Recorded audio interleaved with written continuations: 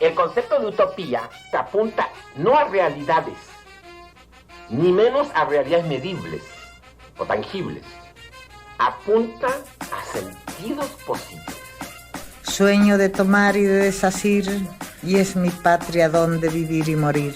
A grande tarefa nossa de passar pelo mundo é exatamente a da briga constante, permanente, pela busca do ser mais. Cállate, indio, nada más dijo los mestizos. Por eso ahí poco a poco me empezó a organizar la gente. Anansi, Tejiendo Horizontes, una parcería de IPECAL con la Red de Metodologías Críticas. Estamos entonces en más un Anansi, una parcería de IPECAL con la Red de Metodologías Críticas. Talvez hoy escuchen un sonidito de fondo, porque esa grabación está siendo hecha en un encuentro de autonomías en Chiapas. Y hoy estamos con Yasnaya. Hola, muchas gracias, mucho gusto. Mucho gusto. Y bueno, siempre empezamos con la pregunta, ¿quién eres? Ay, Dios mío, no lo sé. No. Bueno, mi nombre es Yasnaya Elena Aguilar Gil, soy mije de una comunidad que se llama Ayutla, en la Sierra Norte de Oaxaca, pueblo mije. Y soy lingüista, hago cosas como relacionadas con la lengua y escribo cosas a veces. Bueno, te empiezas nombrando primero desde el no saber, ¿verdad? Pero después como mije y lingüista y alguien que escribe. Sí. Para ti, lo que desde esas dos labores, ¿no? Encontrarse con la cuestión de la lengua y desde la tarea de escribir, lo que ha significado para ti eso de ser mije. Pues, no sé, es como, en un principio siempre fue como algo natural, o sea, como algo que no te preguntas mucho, porque yo crecí, por fortuna, en una comunidad que en esa época, pues, la lengua mije era muy fuerte, que otras comunidades cerca también hablaban mije o zapoteco, o sea, no tenía mucho contacto con la ciudad ni con, digamos, sí, como casi no, creo que fui antes de los 15 años como 2 veces a la ciudad de Oaxaca. Entonces no era algo que fuera muy contrastante, o sea, sabía que era claro que era mije porque no era diferente a los zapotecos que hablan otra lengua, los chinantecos, entonces como esos otros se construyeron no con los mestizos, sino con los zapotecos y los chinantecos. Y después me di cuenta ya como en la ciudad que era indígena y me peleé mucho con esa palabra, porque antes de eso no era parte de mi identidad, ¿no? Entonces, pues para mí ser mije es como algo, no sé, que me atraviesa tanto que disfruto. O sea, solo es en contraste que me doy cuenta que lo soy. Cuando estoy en mi pueblo, pues no, es la manera de ser, ¿no? Y claro, eso está cambiando muy rápido también. Acá traes algunas cosas interesantes que me gustaría escuchar más sobre. Lo primero, eso que también aparece en algunos de sus trabajos, del lugar del contraste, ¿no? Yo me percibo cuando me contrasto. Uh-huh. Y incluso esa pelea de algunas identidades que te obligan a contrastar desde algo que no atraviesa su ser, como estás diciendo, uh-huh, como la cuestión de ser indígena. Me gustaría comprender un poco cómo concibes esas dos dimensiones, ¿no? Esa dimensión del ser algo que te atraviesa a punto de que no tienes siquiera que preguntar sobre ese ser, que es lo que tú estás diciendo que es tu relación con ser mije, y eso que te vas descubriendo siendo a través del contraste, como es la cuestión del indígena. No sé, yo pienso, o sea, después de pensarlo mucho, como que yo pienso que tienes, o sea, hay contrastes que se dan porque sí, o sea, porque así es la vida, como el hecho que haya un pueblo zapoteco cerca del mío y puedas escuchar otra lengua, qué sé yo, y hay otras que están servidas por los sistemas de opresión. Por ejemplo, es como, yo siempre utilizo este ejemplo, pero es como si yo te preguntara así de, ¿qué se siente ser terrícola? Yo diría, pues no sé, es como mi manera de estar, o sea, no lo había pensado. Es innegable que eres terrícola, quiero pensar. Uno nunca sabe, ¿verdad? Nunca se sabe, pero yo quiero asumir que eres terrícola. Pero si en algún momento llegara una invasión marciana, que además viniera en plan de conquista, entonces el rasgo ser terrícola, que ha estado siempre ahí, se vuelve relevante, porque hace que exista el contraste, y si es opresivo, peor. Entonces tal vez habría un movimiento del orgullo terrícola y la medicina terrícola, y se crearía la categoría lenguas terrícolas, que ahorita no tiene ningún sentido, porque son muy distintas entre sí, ¿sabes? Entonces, eso es lo que hicieron muchos sistemas de opresión. Pienso mucho en esta escritora de Etiopía que hablaba cómo ella se enteró que era negra en Estados Unidos, o sea, cuando estuvo en contacto, porque claro, estaba en un contexto donde todo el mundo era como ella de niña, y cuando estás pequeña, pues no tienes tanta conciencia de cómo funcionan los sistemas de opresión, y ella, y menos en un mundo que era menos globalizado, ¿no? Entonces ella se da cuenta ahí por el contraste. Entonces, de todas las características de una persona, los sistemas de opresión van eligiendo una sobre otra. Por ejemplo, dicen, no, pues el racismo va a abstraer un fenotipo, pero ni siquiera es todo el fenotipo. Y también siempre pongo este ejemplo, que es como el hecho de tener cierta cantidad de melanina en la piel es, digamos, biológicamente un hecho, tanto como tener el lóbulo de la oreja pegado o separado. Entonces, imagínate que un sistema de opresión hubiera decidido, todas las personas del lóbulo pegado van a ser esclavizadas. ¿Por qué? Porque vienen a operar. Así de absurdo es, pero eso es lo que hicieron con la cantidad de melanina en la piel. ¿Por qué es más relevante la cantidad de melanina en la piel que el lóbulo de la oreja o que otra característica también objetivamente física? Porque es la manera en la que hizo esa abstracción el sistema colonialista. Pero es absurdo, o sea, así como absurdo suena lo del lóbulo. Entonces, es un hecho que ahora tenemos un lóbulo separado, pegado, pero no hay un sistema de opresión que esté leyendo eso. Cuando lo haga, entonces, bueno, pues ya habrá. Entonces, también a veces pensamos que, desde un punto de vista neoliberal, que las identidades las podemos elegir, y no tanto. Si no hubiera patriarcado, ciertas identidades sexogenéricas no tendría, o sea, no serían un campo de lucha, y sería como la mano, o sea, si no hubiera género, pues eso sería tan relevante como tener el óvulo de la oreja separado, pegado, o tener, no sé, cualquier otra característica. Entonces, sería irrelevante para efectos de ordenar la vida, ¿no? Por eso yo defino identidad como de todo el conjunto de rasgos por los que potencialmente una persona puede ser clasificada. La identidad es el subconjunto de rasgos que contrastan. ¿Qué va a contrastar? Esos rasgos van a entrar y salir de ese contraste. Por ejemplo, la primera vez que fui yo a Los Ángeles, claro, para cierta clasificación yo soy latina, yo ni enterada estaba. Cuando voy a Los Ángeles, se activa. Entonces, un rasgo que estaba aquí, que es venir de un país de Latinoamérica, en ese momento pasa de ser, para mí, si alguien me pregunta a mí, ¿qué se siente ser latina? Yo diría, ¿qué? O sea, ¿verdad?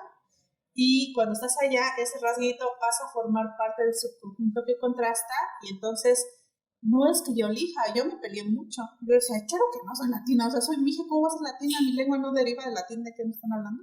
Pero es que no tiene que ver mucho con tu voluntad, tiene que ver con cómo te leen los sistemas. Es como en el movimiento de Black Lives Matter, que decían, o sea, no es como que si fuera como un asunto identitario que tú eliges, sería como, no, policía, no dispare, me identifico como blanco.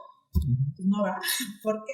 Porque, como ahí me gusta citar a Rita Segato, estos sistemas establecen el contraste, los hacen relevantes y luego te colocan en ese paisaje colonizado. O sea, hay una lectura constante de las corporalidades y de muchos otros ciclos. Pero, pues, eso, ¿no? O sea, no sabemos en un futuro qué signos del cuerpo o del comportamiento se van a volver relevantes. Te digo, si llega esta invasión marciana, pues innegablemente el rasgo terrícola, que está ahí presente en todas las personas, espero, se vuelve relevante. Entonces, incluso de la opresión puede surgir un movimiento de orgullo terrícola si hay una represión. ¿Sí me entiendes? O sea, empieza a tener sentido a decir, es que la medicina que llegó es distinta a la medicina terrícola, pero dices, no manches, la medicina terrícola, ¿qué tiene que ver la medicina mije con la de un hospital en Houston, pero va a quedar subsumida en la categoría de medicina territorial. Entonces se va a volver un monolito esa categoría. Entonces, para mí, eso era indígena. Entonces, incluso en el colectivo en el que yo estoy, empezamos todo un movimiento en redes sociales, que era un hashtag que decía, soy mije, no indígena, que era como, es una categoría impuesta por, y claro lo es, pero también pronto nos dimos cuenta que no basta con dejar de enunciar la categoría para que deje de existir. Ojalá fuera tan fácil. Entonces, mi abuela nunca vivió ser indígena como una categoría identitaria. Además, yo le pregunté y decía, yo no sé qué sea eso, yo soy mije. Y en mije hay dos categorías, eres mije y eres no mije, que es agats. Y un no mije puede ser zapoteco o puede ser tú, yo. Y tal vez tú nunca sabes que eres agats y ahorita te estás enterando. Entonces es una característica que está en ti. Es como te decía yo, ¿qué se siente ser no mije? Pero si tú vas a la región mije, se te va a activar y eso va a ser parte de tu identidad ahí. ¿Por qué? Porque va a contrastar. Vas a ser agats y es más, hasta te vas a decir, mira, me acabo de dar cuenta que soy agats, así yo me di cuenta que era indígena. Pero el hecho de que mi abuela no viviera eso como un fenómeno identitario, no significa que las políticas estructurales asociadas no operaran sobre ella. O sea, toda la opresión operaba igual sobre ella. O las mujeres que sufrieron esterilización forzada en los 80, que nunca les avisaron, pues igual no vivían indígena como algo identitario, pero que tal operaba sobre sus cuerpos la categoría. Por eso lo identitario se cuece aparte, ¿no? Y además, dentro de lo identitario hay rasgos que son culturales, pero otros que no. Entonces, hay un momento en que si lo pensamos como diagramas de Venn, lo identitario y lo cultural se intersectan, pero no todo lo cultural es identitario y todo lo identitario es cultural. Por ejemplo, mientras yo estoy en un lugar donde el maíz era como, normal, cultivarlo y comerlo, pues cuando era parte de mis prácticas culturales, sí. ¿Era parte de mi identidad? No. Porque yo pensaba que todo el mundo lo hacía. Yo cuando me enteré que había gente que podía vivir sin comer tortillas, de verdad quedé en shock y dije, pero ¿cómo pueden comer? O sea, ¿cómo se llevan la comida a la boca, no? Como, no sé, es como, no vale la pena comer si no hay tortillas. Entonces, y también, no todo lo identitario lo podemos elegir en realidad. Incluso cuando, por ejemplo, en el caso de las personas que hacen la transición, esa transición y la opresión que sufren por la transición está servida porque hay un patriarcado, si no, podría ser otro. O sea, no tendrían todas esa violencia que sufren. Entonces, hay una visión, sí, a veces muy individualista, neoliberal, creo que piensa que las identidades son un menú en el que escoges, pero ese menú lo cocinó alguien y lo cocinaban los sistemas de opresión. Muchas veces, no siempre, pero muchas veces. Ahí hay varias cosas que me parecen fascinantes. Quería destacar 3 elementos que me llaman la atención, porque me gustaría escucharte más de eso. El primero es ese punto, ¿no? Como lo que, a ver si te entiendo bien, lo que sería la diferencia entre una diversidad que ocurre, porque así es la vida, y que obvio existen contrastes, pero hay algo que conforma, da otro lugar de significado a esos contrastes, cuando es desde una lectura sistémica que esos contrastes afirman asimetrías, ¿no? Y vinculado a eso, me parece que la forma como te acercas trae una discusión bastante interesante para el campo de los sectores alternativos, porque el tema de la conciencia, la concientización, siempre es puesto muy por encima, principalmente desde los 50, que seas consciente de la opresión que vives, etc. Pero me parece que tú enriqueces un elemento a más que es bueno. Sí tiene la importancia ser consciente de la opresión, pero por veces el hecho de tenerme que hacer consciente de ciertos elementos es en sí mismo un acto de la opresión, ¿no? Porque yo podría vivir la vida como mi abuela, como tu abuela. Y el tercer elemento que me parece interesante de lo que estás trayendo vinculado a eso es pensar cómo el acondicionamiento del sistema, pero también la potencia que puede emergir desde esos subgrupos más amplios, ¿no? Tú me hablas eso y me hace acordar, por ejemplo, un exiliado brasileño durante la dictadura que hacía un juego de palabras que decía, bueno, por lo menos me pude descubrir, dejar de ser un isleño brasileño para redescubrirme como latinoamericano. O sea, la identidad, que era una identidad no reconocida, porque nunca se había preguntado, porque nunca había salido de Brasil, al momento de tener que crear ese contraste en una dimensión política, como exiliado y percibir una experiencia común de opresión del sistema, que era la dictadura del Cono Sur, le hizo reconstruir su horizonte político desde otra forma, ¿no? Entonces me parece que también en eso parece que hay tres elementos que me llaman la atención y que me gustaría escucharte, ¿no? Como eso que está puesto antes mismo que nosotros podamos decidir y que tal vez una de las preguntas sea, bueno, ¿hasta qué punto podemos correr por fuera de eso? La potencia que tiene o no afirmarse desde una de esas categorías y el problema de la conciencia, hasta qué punto basta o hasta qué punto es potente un proyecto de alternativa pensar ese problema desde una cuestión solamente de la conciencia de la opresión. Me gustaría, no sé cómo ves esas cuestiones. Ay, sí, espérame, ahorita regreso. voy a ir a pensarlo.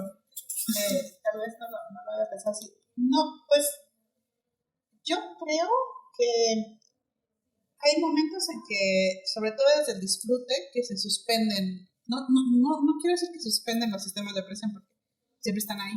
Incluso las suspensiones con respecto de... No se puede. Pero, no sé, como que le hacen un hoyo o le dejan de tener sentido. Por ejemplo, un amigo me decía, y tenía mucha razón, él decía, si se llama Sebastián Mandusberg, ¿no? Entonces decía, si arbitrariamente, como es esto, fijamos el inicio de la historia mije o de los pueblos de Mesoamérica con la domesticación del maíz, pues una persona zapoteca tendría 9,000 años siendo zapoteca, o en una línea ininterrumpida, por lo menos lingüística, cultural. Y de esos 9,000 años, 500 hemos sido indios y 200 indígenas. O sea, es nada. El peligro, creo que a veces de la conciencia es que la esencializa, porque eso te impide que entonces, si hubo un pasado en donde fuiste zapoteco sin ser indígena, pues te libera y te hace pensar por lo menos como un horizonte que puedes en algún momento seguir siendo zapoteco sin ser indígena. O sea, te da un horizonte distinto, porque en realidad de todos los miles de años de tu historia, casi nada, ¿no? Entonces creo que a veces la conciencia se va como a esencializar la opresión, que la categoría existe porque eres indígena. Entonces él decía, y creo que tiene razón, cuando yo voy a la milpa y me peleo con las ardillas, estoy ejecutándome como mije, porque eso es un conocimiento que viene desde no sé cuánto tiempo. Bueno, todavía no aprendo a ganarle a las ardillas, pero a sembrar y a estar en contacto con la milpa, estoy siendo mije. Cuando voy a la escuela y me dan balazos en la mano por hablar mije, estoy siendo indígena. Es por indígena, no es por mije. Pero cuando hago esto otro es por mije, porque claro, una persona indígena de Yumana pues no va a sembrar maíz. Es por mije. Pero cuando ella también le prohíban en la escuela hablar alguna lengua yumana, esa condición nos hermana.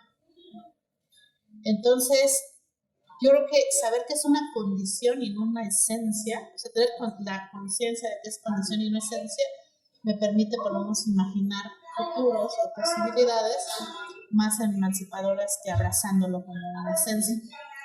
Y con eso me peleo mucho porque, o sea, con esta parte de identidad, porque hay discursos que la identitarizan, o sea, como si la opresión fuera parte obligatoria de mi identidad, o sea, como ontológicamente. Y yo creo que no, o sea, verlo como historizarlo, verlo como una condición. Y también por eso es muy interesante como tanto la izquierda, cierta izquierda son una cosa muy amplia, y la derecha siempre se enoja, ¿no? Y dicen cosas como, es que eso de defender los derechos de los pueblos indígenas, de las mujeres trans, con la lucha contra la emergencia climática, eso es de progres y de políticas de la identidad. Pues la derecha ve las políticas de la identidad como una amenaza pues, al status quo, como una amenaza a sus valores tradicionales, al de la familia, al de lo que sea. Y la izquierda desprecia estas luchas porque dice que la verdadera lucha es la lucha de clases. O sea, es una típica izquierda trasnochada que dice, no, eso de las políticas de identidad es neoliberal. O sea, los de la derecha acusan a estas luchas de ser, pues de ahí como un delirio de izquierda y un complot de Soros, ¿no? Y los de la izquierda dicen, están distrayendo de la madre de las luchas, que es la lucha de clases. Y a mí me da mucha risa porque les digo, tu identidad de clases, que es un fenómeno identitario, ¿verdad? Genera contraste, genera identidad, es más, genera discursos, genera una forma de hablar, genera una estética, genera gráfica, genera todo eso. O sea, en la cual muchas veces no están incluidos siquiera las personas que trabajan. Exactamente. Entonces es como de, no puedes tener lucha de clases sin identidad de clase. Entonces dime si tú no estás haciendo política de la identidad, y los de la derecha también. Entonces, como que más bien para unos es, eso es como progre, que no considera lo económico. Digo, habrá gente que crea que simplemente es un asunto de enunciación, pero si lo ves que todo está relacionado, si yo pido, no sé, lucho por los derechos de los pueblos indígenas, ya derechos, ya hay un encuadre ahí, pero bueno, no estoy diciendo ahora que me incluya de todos lados, sino estoy pidiendo como también las condiciones materiales. Y hay parte de los movimientos que no lo ven, sí, pero no porque algo sea identitario es despreciable, al contrario, es que si no, ¿cómo te posicionas de la clase? O cómo te posicionas como defensor de la familia natural, estás generando discursos identitarios. Entonces, que usen políticas de identidad así para peluciar estas cosas me parece tramposo. Ahí, no, porque desde eso, antes de hacer una otra pregunta, ayer estuvimos en un espacio juntos y tú hiciste una analogía que me pareció interesante, me gustaría volver a escucharla, de la bueno, esa palabra, entre raza, patriarcado y clase, y diste un ejemplo cuando pones el ángulo solo en una y olvida de las demás. ¿Podrías solo repetir esa analogía y un poco de lo que hablaste del balde de tinta para que podamos comprender un poco más ese argumento? Sí, o sea, lo que pasa es que yo creo que, y esto lo aprendí de Aura Cumes y de Gladys Zul y de como, o sea, como, no sé si es por la tradición occidental de seccionar todo, ¿no? O sea, yo creo que para ciertos efectos es importante, o sea, metodológicos, como seccionar. Entonces, está este gran sistema que es el patriarcado, que va a dar, o sea, que el patriarcado no es un proyecto de las mujeres, y por lo tanto el colonialismo tampoco es un proyecto de las mujeres, es un proyecto patriarcal, el de la extracción y la acumulación y tal. Y el capitalismo no se puede dar, y no soy la primera que se lo ha demostrado, sin colonialismo. Entonces todos son caritas, o sea, la carita económica del patriarcado es el capitalismo, la carita económica de la relación metrópoli-colonia es el patriarcado. O sea, todos son como sus caritas, y para efectos metodológicos los separamos. Pero en la vida real están funcionando profundamente imbricados, o sea, no como secciones, y por eso lo interseccional igual no lo estoy entendiendo bien, pero no me parece con mucha potencia explicativa. Es como que aquí hay un sistema, entonces hay puntos donde se interseccionan, pero no en todo, ¿no? Entonces puedes tener feminismo interseccional y otro no. Entonces, si lo pensamos más bien como una mezcla de diferentes colores de tinta que está muy, muy mezclado, pues sí, tú sabes que eso es una mezcla de diferentes fuentes. Pero cuando tú agarras una cuchara de realidad, si pensamos la realidad, a ver, disócialas, ¿no? Dices, aquí empieza una, ya no se puede. Aunque lo sepas, ya no se puede. Entonces, en todo, incluso en lo que parece no haber patriarcado, incluso si es, no está empapado de, porque incluso si es una reacción, está obligándote a la reacción.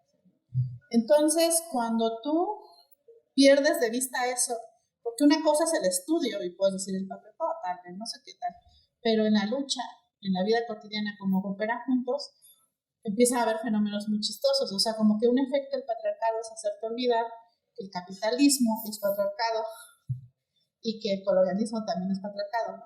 Y creo que las feministas comunitarias lo tienen muy claro, como que esa es la mamá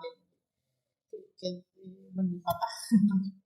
De donde viene todo este rollo. Y entonces, si tú haces lucha antipatriarcal, pero no quieres hacer lucha anticapitalista ni lucha anticolonial, entonces te vuelves Hillary Clinton, que es como de, en las estructuras hechas por el patriarcado las voy a reforzar, ¿no? O sea, voy a ser presidenta de un país súper capitalista y por todo lo que es Estados Unidos. Entonces tu horizonte se vuelve ese que al final refuerza el supuesto patriarcado contra el que estás luchando. Yo creo que todos los discursos de empoderamiento de las mujeres van de ese lado. Luego, hay gente que hace lucha anticapitalista, pero que no hace lucha antipatriarcal ni lucha anticolonial. Entonces tienes a Che Guevara, por ejemplo, ¿no? O sea, los famosos Ches en la calle y Pinochet en la casa son esos. Que dicen, no, pero la importante es la lucha de clases y después ya veremos lo de las mujeres, que ese es clásico. Y es como que no puede ser después porque es lo mismo. Entonces puede hacer comentarios racistas o homofóbicos como Che. Si haces lucha antirracista o anticolonialista, pero no anticapitalista, entonces crees que basta con la representación, crees que basta con ser incluido en las estructuras capitalistas, que ahora ya basta. Yo no digo que la representación no sea importante porque he visto los efectos que tiene sobre población infantil, pero no basta. O sea, no basta con que ahora aparezcas en la portada de Vogue, aunque seas moreno. O sea, entonces lo que hace es como darle más prestigio a Vogue y decir, voy a legitimar con mi presencia ese es el espejo que me importa. Entonces, ¿cómo hacemos? O sea, en el caso de las mujeres indígenas, como ya lo han dicho muchas de ellas, cuando las mujeres indígenas se mueven, pues ponen, como dice ahora, mueve todo. ¿Por qué? Porque como mueve contra patriarcado colonial, mueve contra capitalismo y mueve contra pues, el racismo. Y estos sistemas de opresión generan subsistemas concretos de discriminación. O sea, yo pienso que el colonialismo genera el racismo, pero es uno de varios que genera. Porque sin colonialismo no se puede haber desarrollado el racismo en el siglo XIX, ¿no? Luego, el patriarcado va a generar un sistema concreto que es el machismo, y el capitalismo va a desarrollar un subsistema completo de discriminación que es el clasismo, pero generan varias, ¿no? Y, por ejemplo, en el caso del movimiento Disca, pues va también a mover todo, porque entonces va a poner en jaque el patriarcado, pero también cuerpos que no sirven al capitalismo como el capitalismo espera, pero también van a estar atravesados por el capitalismo. Entonces va generando sus sistemas completos. Entonces, racismo no lo... O sea, lo veo como algo más concreto dentro del paisaje más grande. Y porque el racismo va a tener sus dos afluentes. Por un lado, la clasificación corporal del colonialismo, pero también el antisemitismo, que son previos. El antisemitismo tiene muchísimo. Y ahí lo que se racializa no es necesariamente la cantidad de melanina en la piel. Todo puede ser racializable. Ahí entra algo. Quería traer 3 elementos que tú trajiste. El primero es el riesgo de esencializar lo que adviene del sistema de opresión. Me hace recordar lo que dice una cantante trans de Brasil en una de sus canciones, que permita que yo hable y no mis cicatrices. Qué gran manera de decirlo. Eso lo resume todo. Sí. ¿Cómo se llama para citarse? La Pablo Vittar se llama. La canción se llama Amar Él, con el cantante Emicida. Es ella junto a un rapero. Y junto a eso, esa cuestión que tú tensionas, la segunda escena, eso que tú tensionas nociones fragmentadas desde una lucha por encima de las otras, la noción de una inclusión a un sistema y de un empoderamiento en ese mismo sistema. Y la tercera escena, justo ese último que tú hablas del movimiento. Esa cuestión del movimiento me hizo recordar un chiste que me hizo un amigo, Abuelo Fumbea, que una vez dijo, tú tienes que escribir, y todos tenemos que escribir acá, porque un pendejo de esos acá en Europa, cualquier cosa que se le ocurre ya se siente tan legitimado para decir que escribe cualquier bobada y sí se lo cree en lo que escribe, ¿no?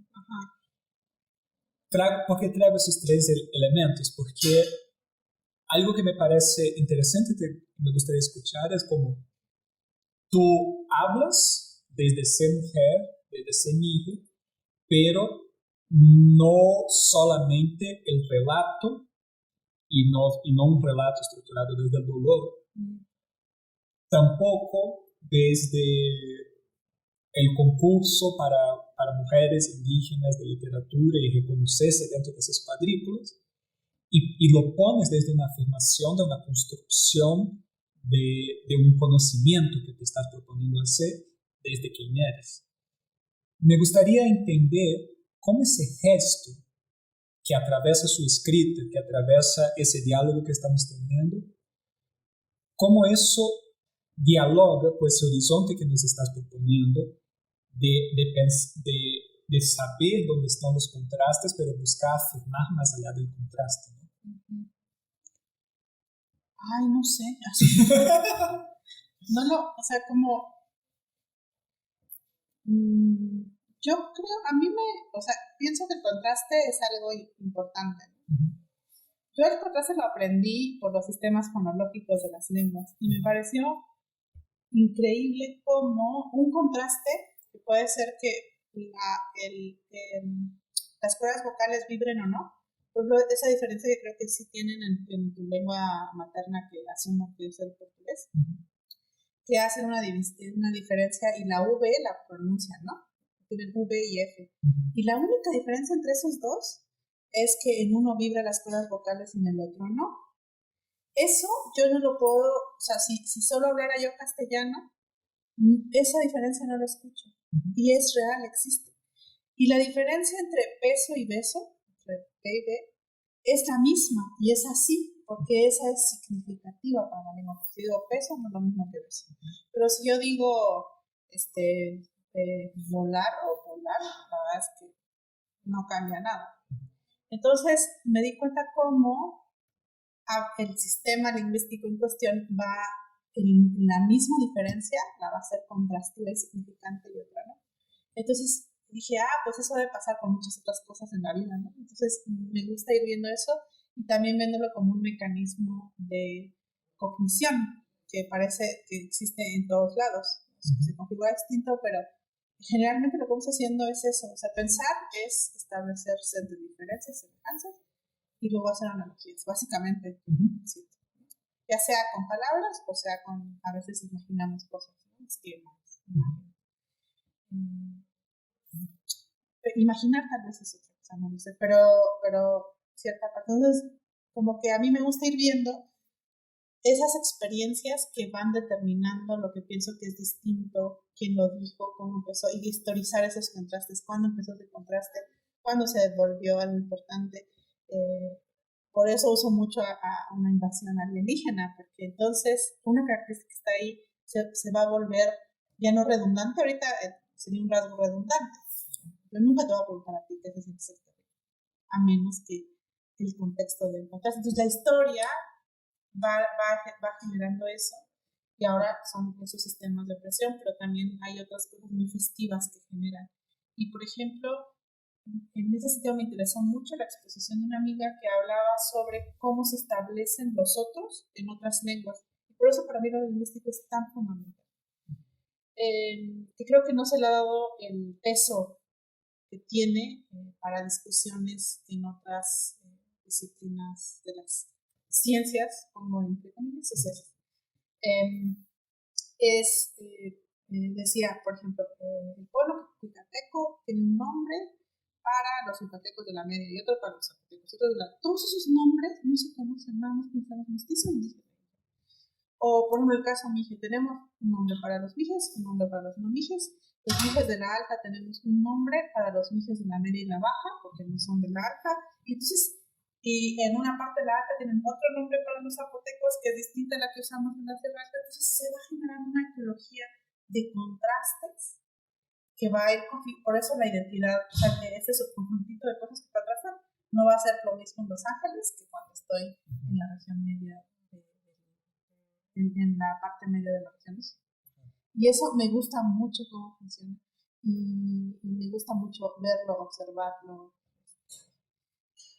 Hay cosas que hace que eso, en algún punto, me gusta que eso sea más importante que las que sirve la opresión. O sea, porque siento que en ese momento lo olvido. O sea, cuando yo estoy tomando chocolate con pan en la casa de mi mayordomo, estoy en otro tipo de contrastes y tal vez ahí lo importante es si soy de la familia del mayordomo o no. Y entonces hace que se suspendan tantito, por lo menos en la experiencia concreta, los efectos de todos los sistemas que van a estar ahí. Que van a explicar tal vez por qué no hay suficiente comida ya o no es en la casa del mayordomo, pero bueno, eso lo olvidamos tantito. Y todo lo que son como los otros sistemas de validación, por ejemplo, cómo mi abuela construyó su prestigio social y sin depender del prestigio que te dan estos sistemas. Y cómo una persona en mi comunidad puede ser carpintera o campesina y ser presidente municipal. ¿Qué mecanismos hay para prevenir la existencia de clases políticas? ¿Por qué ahí sí eso es posible? Entonces, esa multiplicidad me interesa mucho y no ver todo desde solo. Como que me niego a veces que mi identidad sea cosida solo por los sistemas de opresión. Y cuando justamente estaba en Los Ángeles, estaba con una amiga que es italiana, entonces me acuerdo que una persona me dijo, mira tu amiga, no sé qué, y le dije sí, y me dijo, le digo, es que ella es de Italia, es de Roma, y me dijeron, yo pensé que era latina, y le dije, ella es latina, yo no. O sea, la latina es ella, porque es de Roma, ¿no? Más latina no se puede ser. Literalmente. Y dijo, no, pero es que ella es europea, yo no, la latina es de ella, yo soy mexicana. Entonces, por eso me gusta hablar de este continente como un continente latinizado. Prefiero decir América latinizada que América Latina, porque América no es latina. O sea, hay un proceso de latinización que implica la imposición de las lenguas latinas y de esa, pues, aparte que viene el francés, ¿no? La categoría de América Latina, pero para mí es como, bueno, no toda la América Latina, así como en Asterix, ¿no? Estamos en el año no sé qué, toda la América está latinizada. ¿Toda? No, un pequeño número, muchos reductos estamos resistiendo como siempre al invasor. Entonces, a veces sí digo, yo les voy a hablar desde una América Latina, pero pues cuando hablo castellano, inevitablemente, pues estoy haciendo evidente que sí sabemos de América Latina. Como surgió solo una cuestión, un pequeño paréntesis, porque tú hablas de mecanismos cognitivos, ¿no? Y justo hay una autora que incluso tal vez te interesaría, que se llama Lisa Feldman, que empezó a trabajar primero con emociones y de emociones llegó a cómo categoriza el cerebro. Y trabaja justamente con ese mismo procedimiento que dice, ¿no? Simulación, diferencia, y desde eso produce algo que le llama la granulidad emocional o semántica, que al final es lo mismo porque la emoción nada más es una categoría para poder organizar una multiplicidad de efectos fisiológicos que tu cerebro está intentando interpretar para seguir vivo. Y todo el tiempo estamos leyendo, ¿no? Claro, todo el tiempo estamos no solamente leyendo, como simulando lo que puede ser lo que está pasando en función de la granulidad que tenemos. Y una granulidad empobrecida significa, a nivel cognitivo, una reducción de la capacidad de interpretación y, por lo tanto, una capacidad de eficiencia. Y ahí entra eso que me parece maravilloso porque conecto también con un lingüista indiano y un lingüista sudafricano, Makoni y Kanagarash, que justamente ellos hicieron como Makoni de sobremanera cuestiona mucho esa evolución desde África de un estado de una lengua, ¿no? que acá también. y justo una cosa que ellos hablan es, mira, la propia globalización se metió un tiro en sí mismo porque requiere de formas de conocimiento en universidad que el propio sistema nacional y el sistema de poder no está preparado para hacerlo. Entonces, hace, por ejemplo, en las universidades un flujo intenso de inmigración basado en la idea de una lengua, un Estado, y pierde toda la potencia de la construcción del conocimiento que está invirtiendo desde esos flujos migracionales por su propia lógica de pensamiento excluyente. Traigo eso porque me parece que algo que estás trayendo muy potente son dos elementos. Uno que ya estuvimos discutiendo antes, de los sistemas de validación, y el otro, eso de buscar una diversidad para nombrarse más allá de los nombres que nos dan el poder. Desde esos dos elementos, ¿no? Aquello donde reside mi esperanza de poder ver que no estoy solamente imaginando desde cero, pero hay mundos concretos, con experiencias concretas que me enseñan que puede ser distinto. Un poco lo que estás hablando de la relación del sistema de legitimidad de su pueblo. Y por un otro lado, ese ejercicio creativo de nombrar desde la diversidad. ¿Por qué seguimos produciendo conocimiento y cuál es el lugar del conocimiento en ese espacio, ¿no? en esa perspectiva? Ay.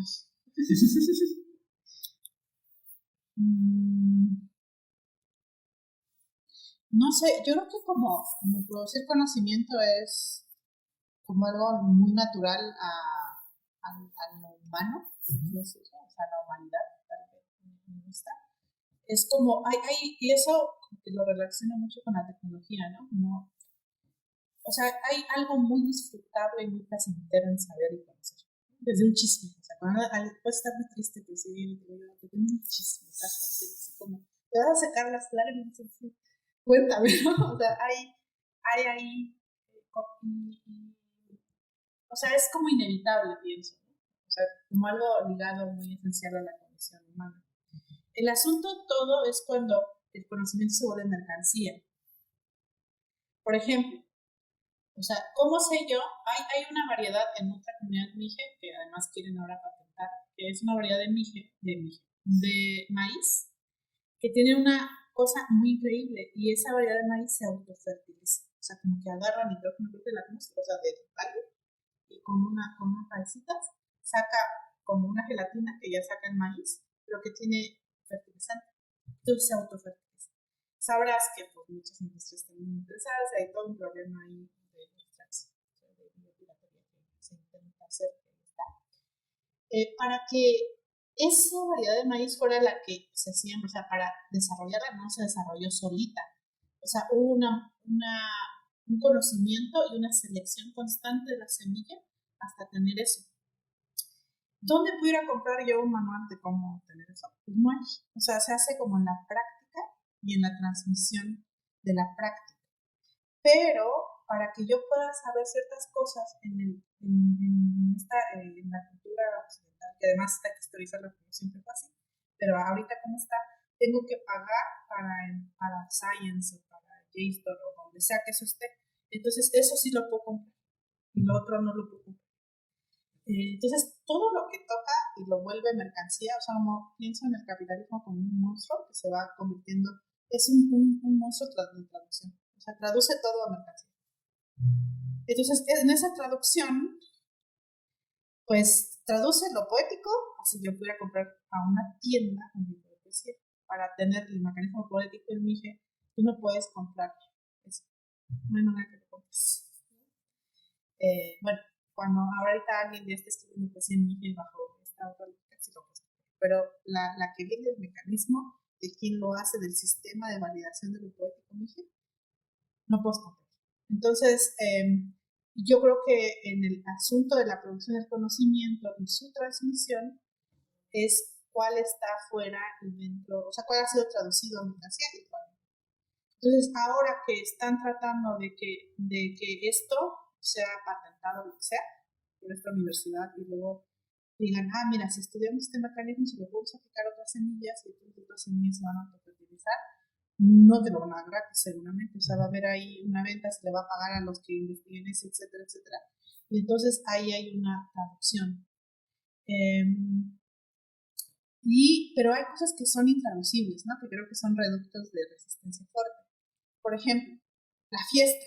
Entonces, la fiesta, por definición, es comunal. Entonces, en una situación, pues, tú llevas maíz, el otro lleva no sé qué, el otro lleva, y todos colaboramos. Cuando ya hay dinero, bueno, pues alguien compra una parte de lo necesario para la fiesta. Pero supongamos que tú eres un multimillonario que quiere lucirse y dar una fiesta con caviar y cosas así carísimas. Y todo lo vas a pagar tú. Tú puedes pagar todo eso, lo puedes comprar, pero no puedes comprar a los invitados. No les puedes pagar para que vengan a tu fiesta. O sea, esa parte de que la fiesta no la puedes hacer tú solito y necesitas más gente, si no es fiesta, sería muy raro que pagues a tus invitados. O sea, que hay una transacción para que es como comprar plañideras al revés, ¿no? Tú le pagas a alguien para que llore tu funeral, pero le vas a pagar para que se alegre en tu fiesta, ¿sabes? O sea, puede pasar porque este monstruo anda traduciendo toda la mercancía, pero es difícil. O sea, incluso ahí necesitas de su genuino entusiasmo, si no, la fiesta no. Entonces, siempre que veo, o sea, me preguntan así como que aquí, ¿qué es lo que ya fue traducido en mercancía? Y no. Y hay como resistencias, ¿no? O sea, a veces hay concesiones en que si no vamos a aceptar que esto se no aceptar, se concede. A cambio de tal vez ahora, pues sí puedo comprar esto, ya no lo voy a producir en un asunto colectivo, pero lo voy a aportar, ¿no? Y entonces también me pasa eso con la tecnología. O sea, la tecnología ha existido antes, ha existido siempre. O sea, me parece igual que el conocimiento natural. Si pensamos la tecnología en la aplicación del conocimiento para producir herramientas, pues ha estado ahí siempre. Pero el capitalismo lo tradujo a mercancía, y entonces lo que hizo fue, como siempre que haces mercancía, despojar. Porque para que una persona, no vamos a pensar en Tomás Alva Edison, sino alguien así, que inventó muchas cosas, para que esa persona se haya inventado, seguramente necesitó del conocimiento previo. La patente es un despojo, porque necesitas de un conocimiento previo que alguien ya hizo, y además necesitaste negarle ese conocimiento que hizo que tú, el acceso, supongamos que el conocimiento previo para hacer algo es un manantial. Entonces, no es porque tú seas muy genio, es porque en ese camino cortaste el camino para ese manantial para que solo tú fueras. Entonces, para que tuvieras población en esclavitud, que te proveía la comida, para que tú pases horas leyendo accediendo a ese manantial de conocimiento.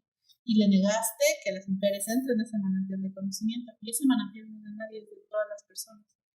Entonces, cuando me dicen así como de, pero eres indígena y criticas el capitalismo, pero tienes un celular, es como de, pues tal vez, como estamos citando a Lorde, tal vez las herramientas del amo no son del amo, no nos hizo clases. O sea, porque yo también reclamo. O sea, a mí me despojaste mi litio y me pusiste una minera en mi territorio, entonces también eso es mío. Pero tendría que ver después qué hacemos con eso, ¿no? Y también sí pienso que la tecnología sin capitalismo hubiera avanzado más rápido, porque claro, si lo privatizas y no todos podemos entrar a echarle ahí, y ahí eso por libre es una evidencia. Entonces, como siempre dicen como que el capitalismo se abrió la tecnología. Imagínate cómo estaría la tecnología sin capitalismo. Hubiera avanzado. Incluso es una discusión desde el área de tecnología desde los 90. Las grandes compañías del capitalismo tuvieron que instalar Linux en sus respectivas bases de datos, porque el actual nivel de desarrollo de sistemas digitales sería inconcebible e imposible desde sistemas operacionales privados. Entonces tuvieron que financiar, por ejemplo, ahora toda esa moda de ChatGPT es un open source, fue inicialmente un open source que después fue apropiado, pero la inversión de las empresas privadas fue, bueno, desarrollen conocimiento abierto porque nosotros tenemos que saber de dónde extraer y no podemos asumir el costo de pagar todo eso. Claro, de ahí te vas atrás y luego que necesitaste la pólvora, que necesitaste, que necesitaste la rueda y nunca le pegaste lo de la rueda, pues o sea. Y entonces yo a veces siento que nos hacen creer como eso, ¿no? Como que no nos hacen ver el despojo detrás de eso, igual que las vacunas. Pues sin Occidente no tendrías vacunas. ¿Y de quién puso los cuerpos donde se ensayaron las vacunas? Todavía ahorita con la vacuna de COVID, sobre este escándalo donde 2 médicos franceses dijeron, sí, ya estamos tratando eso, vamos a probar en África otra vez. Entonces, o sea, es como de pues también. Y bueno, eso en cuanto al conocimiento, pero yo siento que es cada vez que te ves al diablo, o sea, el capitalismo te convierte en mercancía. Igual el sapo en príncipe, convierte. Sí, pero me dejaste pensando algo. Pero me dejaste pensando en una cosa que me parece. Porque ahí estás nombrando una cierta irreductibilidad de la traducción, cosas que exceden la propia capacidad del capital de traducir. Pero me dejaste pensando algo bonito también de pensar desde eso, que es toda la traducción puede ser hecha en doble vía, ¿no? Entonces, ¿cuál es la tarea de mirar a algo que el capitalismo está nombrando como mercancía y reinventar su sentido fuera de esa gramática, ¿no? Sí, y yo creo que es, o sea, que está sucediendo todo el tiempo, o sea, sí lo veo como dos fuerzas. Y de algún modo yo siento que la emergencia climática, o sea, para mí la emergencia climática es la fiebre de la enfermedad que son patriarcado, colonialismo y capitalismo, que son en realidad un solo sistema, es el mismo. Es patriarcado, es como la Santísima Trinidad, que son un solo Dios. Esta es la malísima Trinidad, que son un solo sistema. Y el Estado lo veo como un gran administrador, es la entidad administrativa de estos sistemas, porque es el que mejor le calza. Porque el Estado es un proyecto patriarcal, o sea, las mujeres en México hace 60 años no podíamos votar. En muchos el Estado, la segregación, el racismo ha sido estructural, y el capitalismo ni se diga. Entonces a mí me da mucha risa a los libertarios, porque también me enoja que me confundan con cualquier libertario. Porque como que piensan, o sea, con anarcocapitalistas, que para mí es un oxímoron. Porque para que tengas capitalismo necesitas tener propiedad privada y la propiedad privada es un despojo. ¿Y quién te la va a proteger? Entonces, a lo más que dicen los anarcocapitalistas es que necesitan un estado mínimo, que no es mínimo, en realidad es muy gordito. Nada más que, pues es que se adelgazó el Estado. Habrá adelgazado el control sobre la economía, pero engordó la protección de la propiedad privada. Porque, pues si no, ¿cómo? Entonces yo no, o sea, cuando estoy pensando contra el Estado, como que la imaginación nos piensa que nada más lo público o lo privado. Creo que está lo común que está fuera de eso. Entonces, como que dicen, si tú consumes el Estado, estás en contra de la educación pública y estás a favor de la privatización. Pero en realidad, y mucha gente de 4T es lo que me dicen, si tú criticas al Estado, estás haciendo un juego al imperialismo y al neoliberalismo. Y yo les digo, ay, pues qué cínicos, ¿quién ha protegido la propiedad privada? O sea, yo no, el Estado lo necesita. Pero no sé por qué están no. Bueno, entonces, la emergencia climática es como la fiebre de esta enfermedad. Esta misma, es como eso sí, como les digo.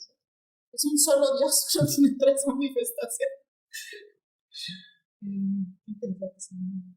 Estaba en la Biblia, ahí está la clave. Ellos mismos lo dijeron. Entonces, cuando tienes la emergencia climática, lo que te está recordando para mí es que es el planeta, o sea, es todo, diciéndote, ¿qué crees? No puede ser así. O sea, es un recordatorio de que en realidad no puedes traducir la emergencia. O sea, que este es un recordatorio que está diciendo, pues hijos, ¿no? O sea, resulta que no, que todo era común y que todo está interrelacionado. Eso me impresiona, porque lo que pasa en el océano con las costas de coral afecta, o sea, yo además ni siquiera lo puedo predecir, es un sistema de sistemas complejísimo, más los ecosistemas, entonces ni siquiera sabe que va a estar feo, pero no se puede predecir. Hay algunas páginas que te hacen un simulador de lo que va a pasar. Pero no sabemos todos los efectos porque es un efecto muy complejísimo. Entonces, como que la emergencia climática te dice, tus cadenas de producción, o sea, toda esa idea, ¿no? Y todo es común. O sea, tu bien te grita otra vez, tu bien. O sea, lo que hizo el capitalismo fue divorciar el bien individual del bien común. Porque no es para mí un asunto de bondad. O sea, siento que en sus estructuras comunales, o sea, como un pueblo, es un asunto más bien de que tienes muy presente la causalidad de que tu bien individual depende del bien común. Entonces, por eso te puedes poner de acuerdo con gente que odias profundamente, porque tu bien individual no está investigado. Lo que hace el capitalismo es pensar que puedes pagar e investigar el bien individual del bien común. Lo hace no transparente. Entonces tú puedes decir, pues a mí me vale que esté pasando, yo puedo pagar por la vacuna y tenerla antes. Pero va a llegar un momento en que eso no se va, que no va a haber dinero que te proteja de la emergencia climática. O que, bueno, sí, en algún punto sí, o sea, va a concentrar más, pero hay cosas como con el COVID, que mientras no haya vacuna, pues tendrás mucho dinero, pero te va a dar el impacto. Entonces, te recuerdo. Y tú en el capitalismo o en el Estado puedes decir, bueno, mi bien individual en el Estado depende del Estado. Entonces, no tengo agua, le hablo al gobierno y digo, oiga, yo pago mis impuestos, necesito agua. En el otro modelo, tú puedes decir, oigan, voy a pagar lo que sea, tráiganme una pipa de agua. En el modelo común es, nos vamos a poner de acuerdo para ver cómo que no hay agua y vamos a reciclar entre todos. Ese es el modelo que hacemos. Y entonces, el dinero y el Estado te hacen pensar que la relación más importante para el Estado es la relación entre Estado y ciudadanos y ciudadanía. Es que no hay colectivo en el medio. Es la única que es el Estado y se relaciona directamente y por eso tienes garantías individuales en estas cosas, no garantías colectivas. Bueno, hasta hace poco era la relación ciudadana. Mientras que para el mercado es con el consumidor directamente. Entonces ahí el dinero te dice, no importa de los demás. Pero la emergencia climática y un temblor, como decía en México, pues tiene mucho dinero, pero es que ahora está tan te recuerda de que crees que el bien individual depende profundamente de la colectivo. Yo siento que es la emergencia climática va a ser evidente que no pasa nada traduciendo todo lo que lamentablemente a mí me hiciste acordar primero algo que trajiste en el encuentro de ayer, cuando hablaste de ese desafío de traducir como cuando los abuelos y las abuelas hablan del río y su significado para su comunidad, cuando tienen que hacer el acto jurídico, ¿no? Que es como que pareciera que, bueno, hasta el momento es viajando un poco en esa cuestión que tú estás hablando de la traducción. A muchos nos ha tocado hacer ese ejercicio, ¿no? De, bueno, cómo trajemos la complejidad para un discurso que esa traducción de la mercancía lo puede entender y podamos frenarlos, pero parece que ahora tú estás nombrando incluso un otro movimiento, que es como, bueno, esos que estuvieron reduciendo, estuvieron poniendo en el marco del derecho positivo, de todas las limitaciones, ahora van a necesitar de nosotros, porque si no es por la complejidad de la forma como nombramos, no tienen como comprender cómo salvar su propia vida, porque el común es complejo y es diverso. Eso es una primera cosa que me dejó pensando, incluso con toda esa discusión que tenemos con Marx sobre el privilegio, ¿no? Que el privilegio, ¿qué es eso? Como el privilegio pasa a ser falso, es un concepto falseable en el presente, porque es una suposición hipotética que cuando viene un fenómeno como la emergencia climática te cercea, ¿no? Puedes intentar hacer un ejercicio de privilegio, pero la realidad te impone que tu privilegio tiene límites, ¿no? Y me recordaste también que una compañera, Patachoja de Brasil, hablaba del maestro COVID, ¿no? Porque cuáles fueron los aprendizajes que nos trajeron, vivenciar esa experiencia que nos obliga justamente a esos planteamientos, de todos esos paradigmas, cuál es el paradigma que afirma una posibilidad vital, ¿no? Una posibilidad de vida. Y Y de eso me surge porque tú hablaste 2 o 3 veces del disfrute. Y estás hablando de un desafío de nombrar, de reconocer, de creer, de imaginar, de validar. Entonces, lo que es o el cómo, pero si el cómo es muy reducido, lo que es que permite nombrar desde el disfrute. Sí, no sé, yo creo que se lo tengo mucho como de mi abuela, que cuando salí a la ciudad y como que fui a amamantar, como dice Feliberto Díaz, me fui a amamantar de occidente, que cuando sales a estudiar. Y después regresas con muchas ideas de eficiencia y tal, y mi abuela estaba muy instalada como que, o sea, la vida no tiene sentido si no es para disfrutarla. Para eso necesitas algo que menciona ahora Cumes y que he estado dándole muchas vueltas o sea, para que tú disfrutes necesitas equilibrio. O sea, porque puedes decir, voy a disfrutar y voy a tomar mucho alcohol, pero eso te va a llevar al no disfrute porque tu hígado se va a enfermar.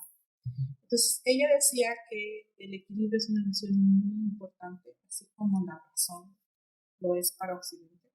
O sea, la noción de equilibrio es muy importante. Entonces, estaba buscando, por ejemplo, en Mije, que hay una palabra para ser rico, que es tener mucho dinero. Entonces, hay un morfema que es el morfema Q, que es como para cuando eres muy abundante. Entonces, Mei es dinero. Si digo Mei, es que eres muy abundante. Si digo Naush, es tierra. Si digo Naush, es que tienes muchos terrenos. Stuk es pollos. Si eres un Kudu, tienes muchos pollos. Pero Kumei es diferente a Hotku. Y Hotku significa como tener la entraña bien, en medio, en equilibrio, la entraña. Y alguien puede ser Hotku y sí significa que tiene abundancia de maíz. O sea, no necesariamente de dinero. Puede ser de dinero, pero puede ser de maíz y todo. Pero no solo eso, sino que está contento. Entonces, la contentitud, que es ese estado ideal, digamos, no es solo tener mucho dinero. Puede ser, pero puede ser tener Kumei, tener mucho dinero y no estar Hotku. Implica también que estés bien de salud, etc. Entonces, esa idea, decía ella, que estaba en muchas culturas, como la noción de equilibrio. Por eso decía que la complementariedad, porque ella hablaba de la binariedad complementaria, ¿no? en hombres y mujeres, pero que otras feministas le decían, bueno, pues sí, puede haber complementariedad, pero jerárquica. Y decía ella, sí, pero es que aquí hay noción de equilibrio. Entonces yo pensaba mucho en eso en cuanto a lo que queremos es estar Hotku, que puede ser el Summa Kausai o el Don Vivir, o como se llamen múltiples lenguas. Y aquí eso implica irse al centro, o sea, el equilibrio es un centro, ¿no? Pero la noción de desarrollo implica necesariamente alejarse del centro.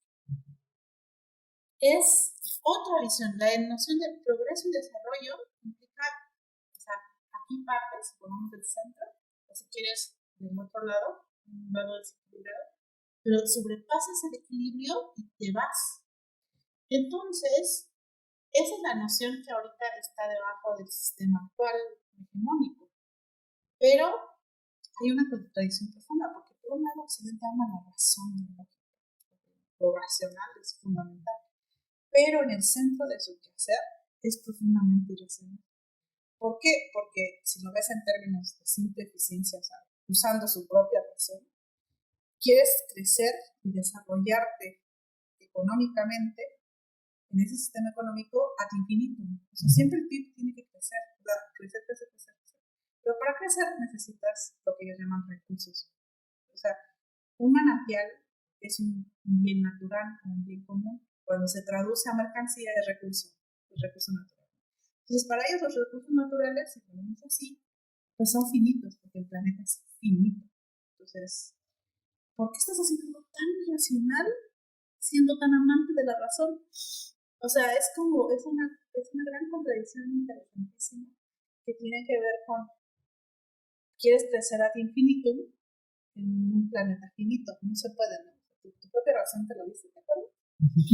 Pero esa noción es muy difícil de aceptar para nosotros. Su propia contradicción nos está matando, digamos. Y dices, incluso dicen cosas que es muy interesante como desarrollo sustentable. O sea, no se puede, es como decir desarrollo equilibrado, o sea, no se puede, porque desarrollo es hacia allá, ¿no? Y aquí está, entonces, ahí está, veo esta contradicción, y que entonces, si desde el fotógrafo, como sea en la lengua folclórica, entonces hay una idea, que es lo que ayer decía Angelina de Chuck, que estaba haciendo un trabajo sobre la armonía, o sea que es, para mí es como un folclore, que tal vez en quechua se llama eso, y que tal vez lo vean como algo muy hippie o muy, no sé, ¿no? Pero en realidad no, o sea, si lo ves incluso bajo la propia lógica occidental, es ilógico querer desarrollarte infinitamente con recursos y que está desarrollando. Entonces, otra vez es la crisis temática, lo que estoy diciendo es como que, o sea, y por eso creo que ahora es tan clave muchas de esas tradiciones de pensamiento para problemas actuales. O sea, resulta que los pueblos indígenas podemos tener soluciones a problemas profundamente contemporáneos. Pero también trato de llamar las tradiciones de pensamiento, porque a veces siempre te dicen, es que no todos los indígenas piensan tal, no, ni todos los de Occidente, ¿no? O sea, me parece un lugar común. Entonces, pienso en que hay una tradición de pensamiento, que haya personas mismas que sean capitalistas y que estén en el desarrollo sustentable, por supuesto. Pero lo que rastrea, lo que me interesa es la tradición de pensamiento, no personas en concreto que podemos hacer muchas cosas y pensar. Es más, yo puedo ser mije y adscribirme a la tradición de pensamiento occidental, y que a mí me da mucha curiosidad como mije, me da curiosidad su tradición de pensamiento y trato de leer y entenderla en lo más posible. Por eso me sale la Biblia. Pero hay una tradición que está ahí, que una vez está más amenazada, se pierde, pero que tiene una línea ininterrumpida que también está en las lenguas, y por eso las lenguas me parecen fundamentales. No porque sean determinantes, ¿no? O sea, el hecho de que yo hable mije, en realidad es por tu cóctel, no previene que, no sé, tal vez yo quiera ser candidata a los partidos de votar a favor de lo que no hay, cosas así, pero la tradición de ese pensamiento está ahí, aunque yo no me escriba a ella, ¿no? Y está en las lenguas, aunque no de una manera determinada. Y entonces, yo creo que ahí está el disfrute de la vida, está en la extraña derechita, en el centro. Entonces, esto no es disfrute, el desarrollo sustentable no se ve. Me llama la atención. A mí me ayudó mucho. Yo vengo de familias de lo que acá es santeros, son santeros.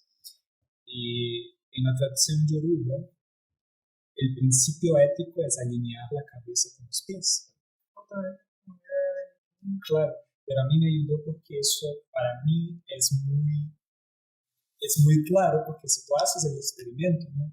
Intente caminar inclinando la cabeza, no vas a colocar. Sí, es cierto, no puedes. No consigues literalmente caminar si los pies no están alineados con la cabeza, porque como es una tradición oracular, la epistemología desde la cual emerge es que tú eliges casualmente tu cabeza, y un oricha lo testigua y te da un signo que es el camino desde el cual el Sorí está dialogando. Entonces, el destino para nosotros no es futuro, es pasado. Tanto que el pie, los pies son también desde donde emergen los ancestros. Por eso que cuando se da de tomar a los ancestros, pasa para el dedo del pie. Pero, y claro, me parece muy bonito eso que tú estás hablando del equilibrio y de otras tradiciones, porque a mí yo lo logré entender cuando vi un cuerpo, ¿no? Como, literalmente, si tú intentas desarmonizar, ese cuerpo va a caer una hora u otra, o va a sobrecompensar, como, por ejemplo, yo hago ejercicio, mi tobillo está debilitado, mi pierna duele, no quiere decir que mi pierna está con el problema, pero la debilitación de una parte del cuerpo desestructura todo lo demás, el cuerpo eventualmente se cae y se lastima, ¿no? Y entonces me parece muy, como tú estabas contando eso y pensé justamente, claro, cómo son esas tradiciones de pensamiento que en el definitorio de ese contraste, como tú mismo dices, como no son lo mismo y en varios lugares pueden contrastar, pero logran establecer ese contraste de la defensa del equilibrio o de la armonía, llame como llame, como en contraste al desequilibrio, ¿no?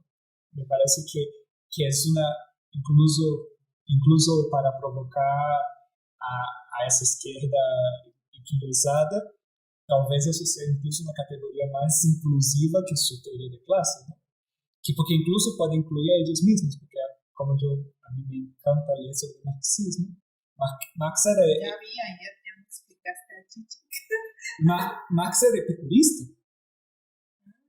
Como en la pelea... ¿En serio? Claro, en la pelea entre el estoicismo y Epicuro, la lógica de Epicuro era la que defiende su doctorado. Entonces, o sea, y en la ideología alemana está eso, como él quiere la eliminación de la clase para que cada uno pueda vivir plenamente, pueda casar, pueda comer, pueda leer y tales. Entonces hay un principio epicurista anterior que fue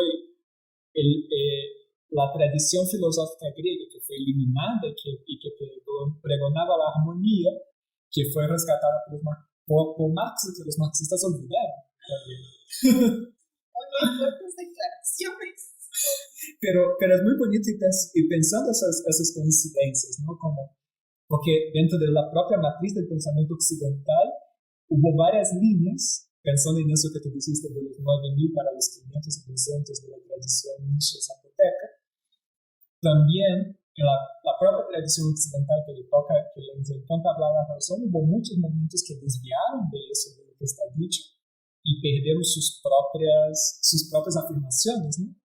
Cierto, porque pues Occidente también no siempre fue Occidente, ¿no? Claro. Fue por muchos. Sí. Lo que no fue dónde les vino, pero supongo que del patriarcado, ¿no? O sea, ¿en qué momento pasó? Por eso me interesa mucho, que estaba ahí leyendo, pero todavía no entiendo muy bien, como la teoría de las feministas sobre el surgimiento del patriarcado, que hay varias, ¿no? Pero muy antiguo parece ser. Ahora, de este lado del mundo, es lo que ahora dicen, ¿no? O sea, invita a historizarlo, porque también un asunto es que no tenemos ni tiempo, pues, para historizarlo, pero sí es interesante. Y luego al final siempre llegas a la pregunta de, ¿es que el hombre es malo por naturaleza? O sea, si todas esas cosas existieran, quisieran crearlas otra vez, y esa ya es una pregunta que no sé. Yo creo que no. Pero no sé, o sea, ¿por qué se les ocurrió andar acumulando capital? O sea, ¿de dónde? No sé. ¿Sabes responder a esa pregunta filosófica sobre las ardillas, pero no sobre los hombres? De las ardillas tengo muy claro que son malas. Es más, es genético. Eso sí se puede comprobar que no tiene diferencia entre cultura y naturaleza. Ahí sí. Es determinado Y bueno, para que vayamos cerrando. No hay tradición de pensamiento en que las ardillas no sean malas. Eso sería una buena investigación, buscar si en algún lugar es un arquetipo de bondad o no. La parte más occidental.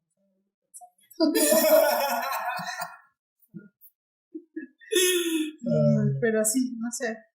Me gusta buscar en las lenguas sociales, ¿no? Y pienso que si se pierden las lenguas, se va a perder no solamente para los pueblos que la pierden, sino para el mundo. Y es como, incluso solo por curiosidad científica, por ejemplo, es como si de pronto todas las aves que fueran o sea, hay aves de muchos colores, pero se extinguen todas las aves menos las que son de color azul. Pues si pasan cierto tiempo, tú vas a pensar que una capacidad, que un rasgo esencial de la pajaridad es ser azul. Pero no, en realidad es nada más, es un sesgo que se utiliza. Y lo va a pasar con las lenguas y el pensamiento. Vas a pensar que es como, no me acuerdo, digo, un ejemplo, ¿no? Que piensas, todos los niños aprenden primero los sustantivos y luego luego resulta que estudiando otras lenguas no siempre es así. Entonces, muchas de las conclusiones sobre lo humano vienen de sesgo de occidente. Básicamente es occidente. Entonces, ¿qué va a pasar con las soluciones, los modos? No sé. No sé. Es muy interesante eso, como justo en el ámbito de la biología fue el gran debate de Humberto Maturana, ¿no? que él dice que conceptualmente nombrar de selección natural está mal, porque es falso por principio. No existe una selección natural, existe lo que va a decir una deriva natural. Cada uno está viviendo y se preocupa en seguir viviendo. Yo no estoy disputando, como la ardilla no está disputando contigo por más que parezca, por la comida, simplemente cada uno está buscando comer y sobrevivir. No es cierto, porque comen más de lo que necesitan, mucho más. Es más, ni lo comen. Nada más dejan el rasgo de su maldad, la impronta de su maldad. Lo que quieren es impedir que yo lo coma.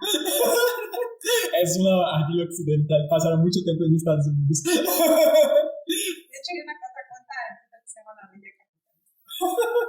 Para Saquen sus conclusiones. Contextualizar la audiencia, las ardillas históricamente vienen comiendo la milpa de Yasnaya y eso incluso se volvió y se volvió una gran discusión en Twitter en su momento.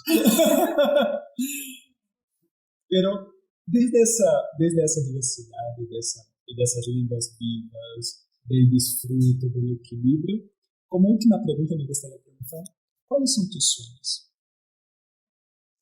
¿Mis sueños? O sea, ¿cómo entiendas sueños?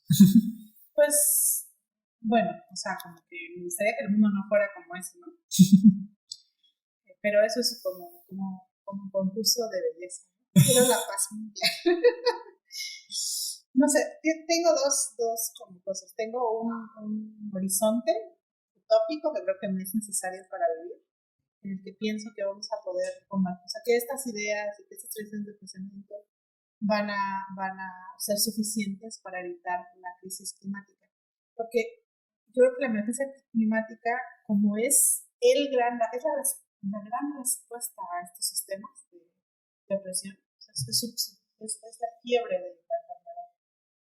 Y ahí tengo un sueño. El sueño es como lo entendemos y cambiamos. Entonces, se acaba el capitalismo. No sé, bueno, vamos hacia que se acabe. Y a veces escribo ficción pensando en que lo logramos. Y es un poco por influencia de un amigo que se llama Pablo Montaño, que hizo un podcast que les recomiendo, que se llama 2050, el film que no fue. Entonces es un podcast que se graba en 2050. Todos actuamos un poco, quienes fuimos invitados a ese podcast, como si ya fuera 2050, y que logramos frenar, porque ya no se puede revertir, pero que logramos frenar los mayores efectos de la emergencia, que todo cambió. Entonces la pregunta en ese podcast a todos los invitados es ¿qué hicimos y qué logramos? Es muy bonito porque es una apuesta a la esperanza. Y también hay otro libro de Federico Fellini que se llama como una historia, no es de Federico Fellini, ese es el director. Luego les paso bien la referencia, que se llama Una historia del siglo XXI, algo así. Se lo escribe en 2009 a sus alumnos, es un académico, y describe cómo se logró, como el capitalismo, se lo escribe desde el futuro. Entonces, eso me dio como como una provocación, entonces me empecé a escribir cómo va a ser la vida de los niños y cómo ven el pasado desde ese futuro donde sí se logró. Esa es mi parte, ese es un sueño muy sueño. La otra, que es ser un poco más realista, en ese sueño lo que yo digo, bien, yo puedo como decir, todo esto es como Lisa Simpson, todo este sistema está mal, y entonces decir, quiero el poder para cambiarlo. Y bueno, eso como que no le tengo mucha fe, porque es otra vez, ¿no? Como volver a reforzar ese mismo sistema.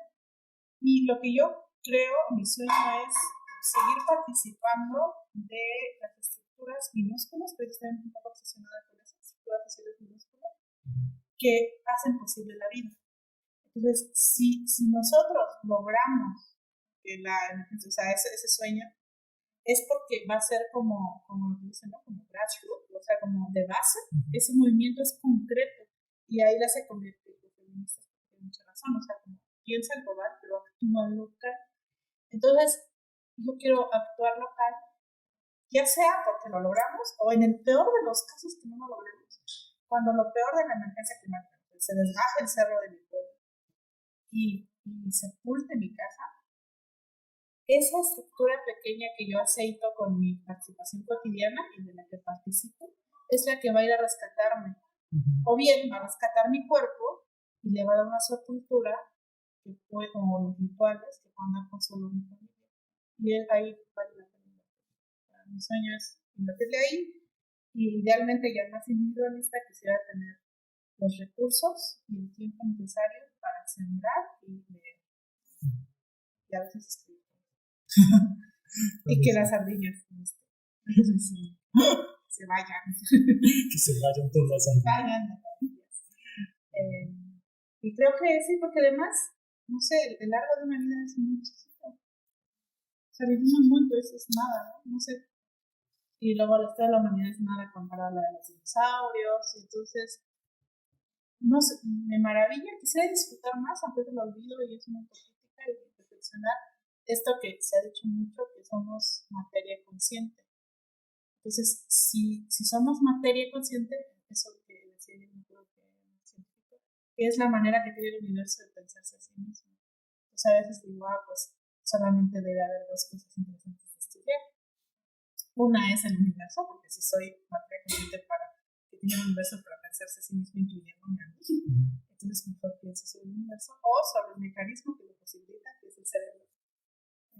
Entonces es maravilloso tener conciencia. O sea, y decía Nabokov, creo, en el inicio de su autobiografía, que a veces pensamos en la eternidad que sigue a nuestra muerte, pero pocas veces pensamos en la eternidad que la precede, y que la cuna, nuestra cuna, no va a ser. Nancy es un proyecto sembrado desde IPECAL, Instituto de Pensamento y Cultura en América Latina. Acesse nuestro site www.ipecal.edu.mx o nuestra página de Facebook para conocer un poco más de nuestro proyecto.